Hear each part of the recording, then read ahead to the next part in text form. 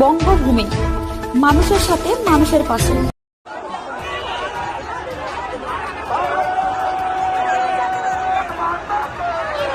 আরজিকরের ঘটনার প্রেক্ষিতে ছোট বড় বিক্ষোভ অবরোধ চলছেই। কোথাও রাজনৈতিক দলের উদ্যোগে, কোথাও বিক্ষোভ হচ্ছে নাগরিক সমাজের ডাকে।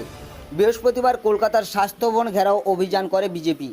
উল্টোডাঙ্গার হাটগো মোড় থেকে সল্টলেক সেক্টর 5 স্বাস্থ্য ভবন পর্যন্ত পদযাত্রার কর্মসূচি নিয়েছিল গেরুয়া শিবির। মিছিলে ছিলেন বিজেপির রাজ্য সভাপতি সুকান্ত মজুমদার, প্রাক্তন সভাপতি দিলীপ ঘোষ সহ দলের প্রথম সারির নেতা নেত্রীরা। আইন শৃঙ্খলা পরিস্থিতি নিয়ন্ত্রণ রাখতে সল্টলেক সিটি সেন্টারের কাছে মিছিল আটকে দেয় পুলিশ। দুপক্ষের মধ্যে প্রবল ধস্তাধস্তি হয়।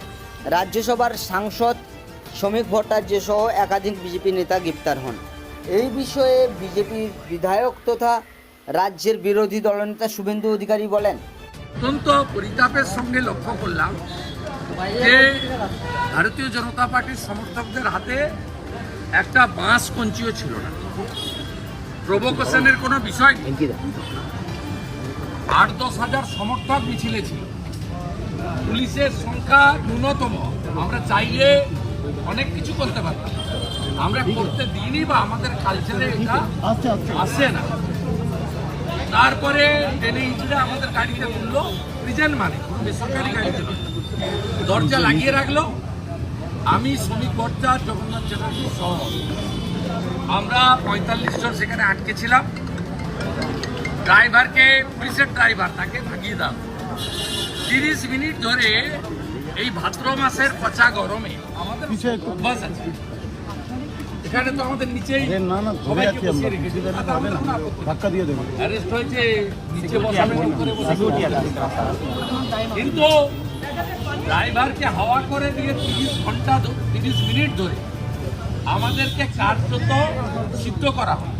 মানসিক টর্চার এবং প্ল্যানিংটা এটাই ছিল যে 2000-এর বেশি সমর্থক গাড়ি ঘিরে দাঁড়িয়েছিল, তারা গাড়িটা ভাঙবে, গাড়িটাতে আগুন লাগাবে।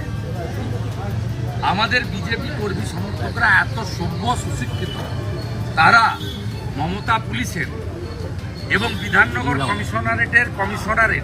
কমিশনারের পাতা ফাঁদে পা দেয়। লড়াই চলছে, এ লড়াই চলছে।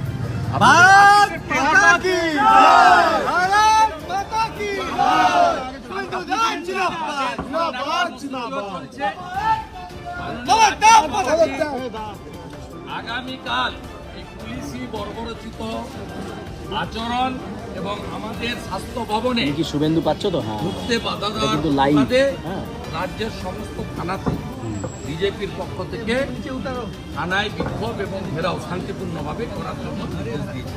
সেটাও হবে এবং ধর্নার শেষ দিনে আগামী দিনের কর্মসূচি রাজ্য সভাপতি অথবা তার মনোনীত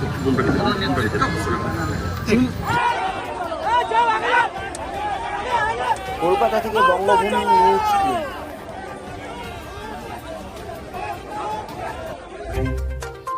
আমাদের চ্যানেল থেকে গুরুত্বপূর্ণ খবর আগে পেতে চ্যানেলটি সাবস্ক্রাইব করুন এবং পাশে থাকা বেল আইকনটি প্রেস করুন।